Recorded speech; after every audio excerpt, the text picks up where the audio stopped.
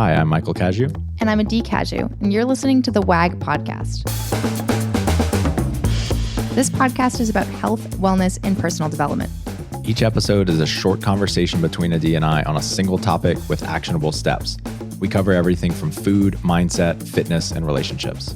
We started WAG because of the way health and fitness changed our lives, so we hope to share a tool or two that helps you along your way.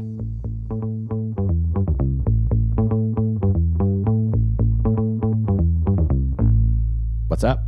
Yo, yo, yo. Hey, y'all. Thanks for joining us today. We've got an awesome episode for you. It's on reverse dieting, which I think is probably one of the biggest buzzwords, sexy words in nutrition. Yeah, everyone's like, what's reverse dieting? I get to eat more, maintain my progress.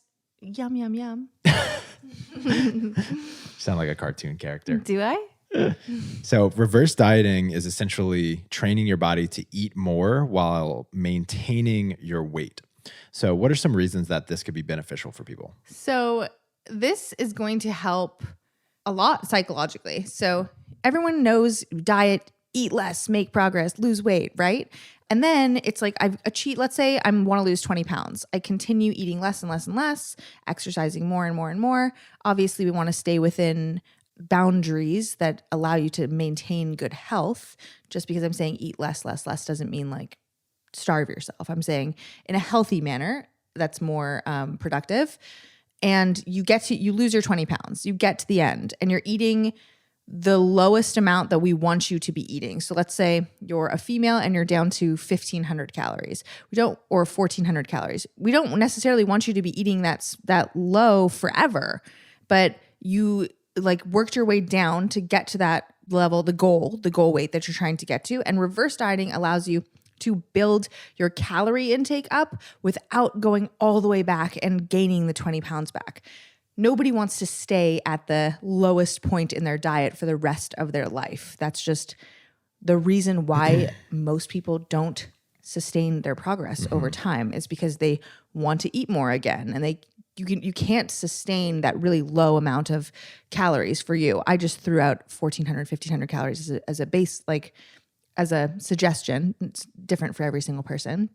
And it really helps psychologically to be able to go out and eat at restaurants and have more flexibility with what your body can actually use in terms of the calorie that it's putting in. It gives you more flexibility in terms of food. And it allows you to just kind of get back to a place where you don't have to feel as restricted as you do at the end of a dieting phase. And it can be easier to maintain because you're not dealing with as much hunger. You're not in a deficit anymore, and so you don't deal with as much hunger. So it's just easier to maintain your progress long term. Yeah. Can it give you more energy? Well, we're going to talk about like the metabolic adaptation aspect of this, and it's going to help increase your basal metabolic rate, which ultimately is giving you more energy. But do people typically feel like more awake or energetic throughout the day? For sure, because you're utilizing more energy and you have more energy reserves when you've slowly built your calorie intake back up. So you're definitely going to, at the end of a dieting phase, generally is when you feel your body's adapting and you feel the lowest amount of energy, which doesn't mean you're low energy, and you should feel low energy at the end of a diet, but it's less than when you're eating a ton all day. Mm-hmm.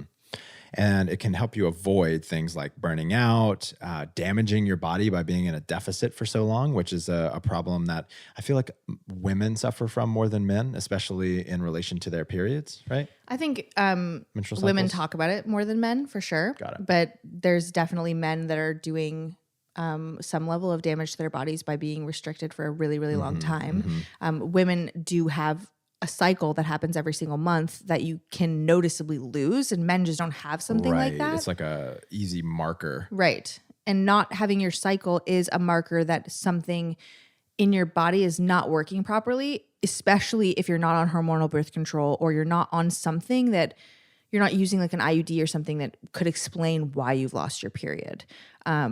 So that definitely, it's like you can notice it in women, but I also think men just don't necessarily talk about restricting themselves that way.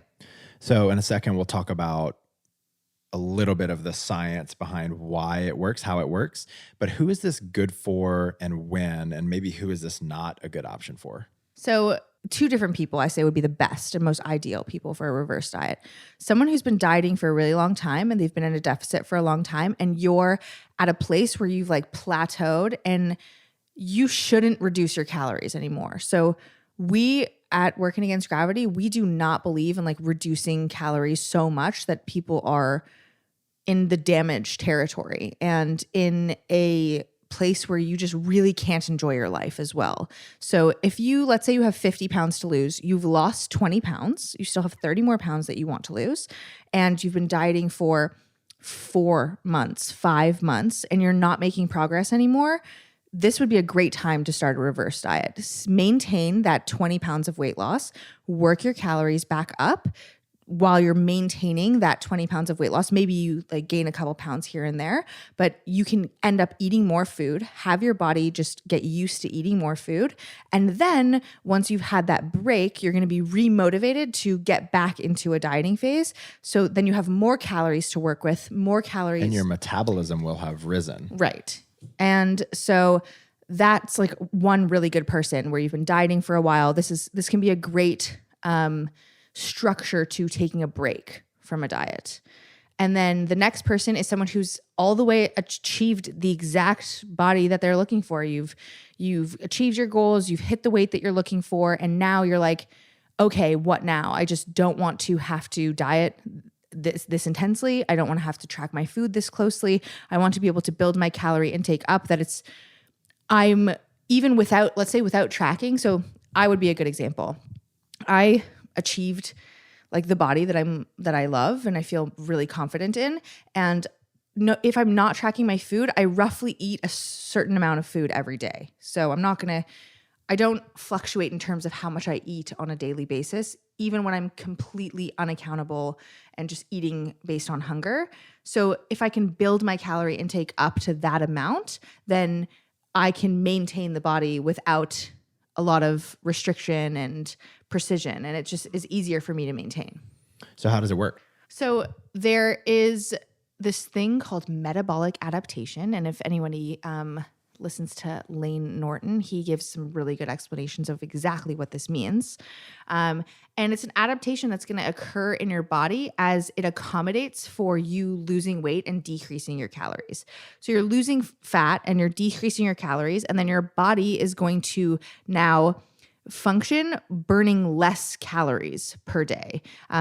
Lane calls this the modern day starvation. And your calories become low in terms of what you're ingesting, then your energy reserves in your body are lowered, and your body's actually going to reduce the energy that it's exerting throughout the day. Well, this makes sense because if you're getting less calories, your body doesn't want to lose weight rapidly. It wants to protect itself. So it's going to reduce how much energy it's burning. So it tries to maintain its weight as much as possible. Yeah, and for that reason, your body has things that still need to function that you don't necessarily think about that have nothing to do with your weight loss, like your cycle or your hormones or your organs. Like all of those things require energy. And so your body is going to conserve as much as possible. And then that means that your basal metabolic rate, which is your energy that's expended at rest, like sitting, breathing, sleeping, that's 70% of the total calories that you expend in a day. 70%. So that's way by far the majority of how you're burning calories in a day. That is actually going to decline to accommodate for the declines in food intake. It's also going to decline because you become a smaller person, and smaller people generally require less calories than larger people. And this is why when you're dieting, you're going to need a greater and greater calorie deficit to continue seeing fat loss occur. So you have somebody who's, you've lost 5 pounds and then you see this like stall in progress. You cut 100 calories per day or whatever it is, and then you start seeing progress again. It's because your body has adapted to the amount of calories that you're bringing in and how much it's exerting. Got it. And then when you finish dieting, so I'm done, I've either achieved my goals or I'm ready to take a break and bring my calories back up. If you just go right back to eating a whole bunch of calories again, so let's use numbers just to be a little bit more clear. So let's say I've dieted all the way down to 1,500 calories a day, and I started at 2,200 calories a day. if I just go right away to 2,200 calories a day, you're potentially going to overwhelm your basal metabolic rate, and it's going to be too much, and then your body's going to start storing fat. And it's just too many calories, and it needs the time to adapt in the other direction the same way that it needs the time to adapt as it's accommodating you as you're burning fat. So the reason why reverse dieting works is because it's a slow and steady increase of calories that allows your body to adapt on the way up so that you can maintain, your body can actually utilize the calories that you're giving it instead of storing it as fat. Got it. So let's talk about exactly how this works, or how to start implementing this. So number one is you have to be crazy consistent. And I will just say right away that I have never been consistent enough for long enough to actually reverse diet. I'll stick to my plan for 4 to 8 to 12 weeks, and then I'll have a weekend that kind of throws me off. And because of that, I am always, I'm just never a great candidate for this. Mm-hmm. You're also in this like interesting category of somebody who has like, maybe you don't have any weight to lose. You want to lose 5 to 10 pounds, let's say, just so that you can look the way that you want to look, and you also look great right now. So the motivation is just I'm rarely super motivated. Yeah, exactly. So you're in this like where there's a lot of people just like you. So it's this unique version of dieters. You're special, like a snowflake. Thanks, man. So you have to be super consistent because a big part of this is actually reaching your goal weight in the first place, or reaching your goals in the first place. Mm-hmm. And without being consistent, your body is not going to make that initial adaptation, and you're not going to know where to start. Yeah, I think the mindset is people have this goal of getting to their body that they want, and then they don't realize that it's also a goal to reverse diet back to a certain amount of calories that they want to eat. We've been programmed to think about goals in terms of weight loss and getting the body that you want and looking a certain way. And once you've gotten it, it's like, I got to the end and I can be more flexible. But there's still this other phase that's really important to help you maintain that progress that people really forget about. They're like, oh, I've gotten here. Now I can start loosening things up and I can start going back to how I used to be. But that's really just going to take you back to where you used to be. Mm-hmm. And that's what we see consistently happen with 95% of people that ever start a nutrition program. So being crazy consistent is really important, I think, in general in life, in all things. But that doesn't mean that you can't have your like random day where you aren't crazy consistent. It shouldn't happen once a week. It shouldn't happen multiple times a week. It's going to make things definitely more difficult. But we're not here saying you need to be like a drill sergeant. It can help, but it's not 100% necessary if that's going to add a lot of stress in your life. Just know that it could slow down things a little bit for you, but it's really important just to be consistent, to give your body the time to adapt. Number 2 is our coaches typically help people by increasing their macros by 10% every 2 weeks. Yeah, so 10% of total calories. Generally, we spread those out between carbs and fat. It also depends on the preference of the client. So if you're the type of person who enjoys eating fat more, we'll put those calories into fat. If you enjoy eating carbohydrates more, I'll put those calories into carbs. Or if getting to know you, we've realized that you do better with more carbs, meaning feel better, body composition's better, energy's better, we'll do that. It just really depends on who you are. And then we monitor for 2 weeks. So the different options of what happens there is either your weight's going to maintain, or you might see some fluctuations and a trend up. In either direction, so let's say your weight maintains for 2 weeks, you can increase again by 10% or maybe 5%. You can play around with the percentage. If your weight does not maintain and you do see an increase, it could be worth just like sticking it out for another 2 weeks and seeing what happens before just making a decision to quickly, out of fear, reduce your calories again. Because what we're really trying to do is get your body used to increasing its calories. And for a lot of people, the body that they got to at the end of the dieting phase was like a really, really lean physique that's really, really hard to maintain long term. So you might just gain body fat as you're going through a reverse diet. Meaning, let's say you've lost 30 pounds and you complete a reverse diet, like getting up to a sustainable amount of calories, and you've gained 5 pounds back, you're still 25 pounds down. Even if it was 20 and you gained 5 pounds back, you're still 15 pounds down. And you are definitely leaner than when you started. And now you're back at a sustainable amount of calories that if you did want to reduce calories again to do like a smaller cut, you only have 5 pounds to lose. And there's so much wiggle room. There's so much room to work with where we're not going to ruin your life by decreasing your calories so that you're starving. You know what I mean? Does that make sense? Yes. Okay, great. So I hope that makes sense to everybody else.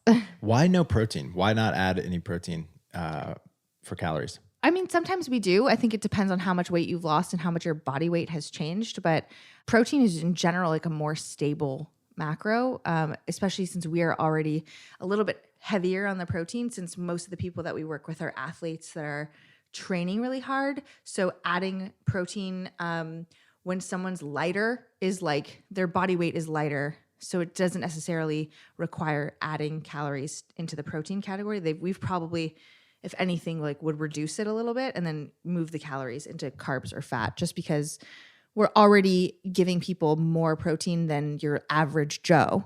Unless you are an average Joe and you work with us, and we'll give you a little bit less, but it depends. Sometimes we might put calories into protein if people really like it, and we see that maybe giving them more carbs and fat makes them make poorer food choices on the way up. Mm-hmm. And then number 3, finally, is paying attention to your NEAT. What is that and why? This is oh my gosh, I think it's non-exercise something thermogenesis. Why? Activity. Yes. Non-exercise activity thermogenesis. We did it, guys. Jeez. We do nutrition. Yeah. Jeez. I'm also pregnant. Things just like leave my brain. So when you diet for a long time, you may not even notice, but you start reducing your NEAT is basically the like not exercise, not your hour workout a day.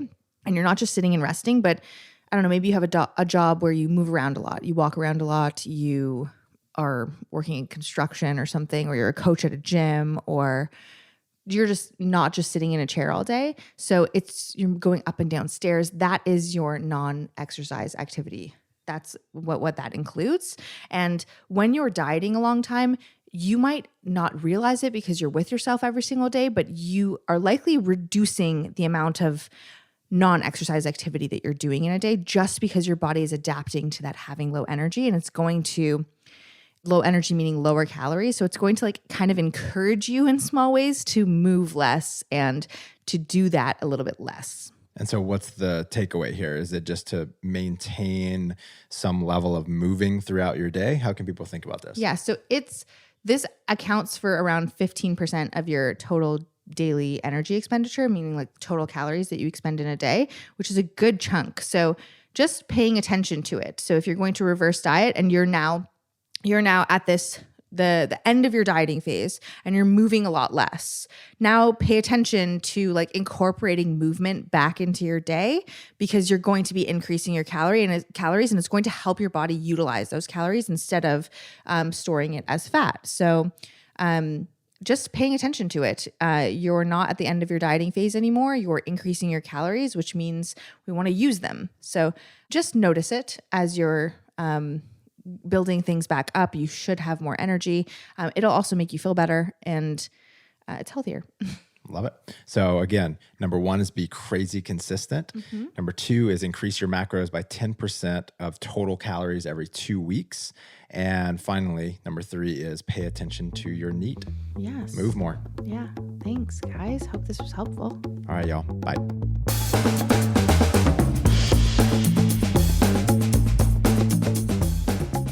Thanks for joining us. Stay in touch by signing up for our newsletter at workingagainstgravity.com or on Instagram at workingagainstgravity. And don't forget to subscribe to us on iTunes, leave us a 5-star review, and refer a friend. We'll be back next week with another episode. Talk to you then.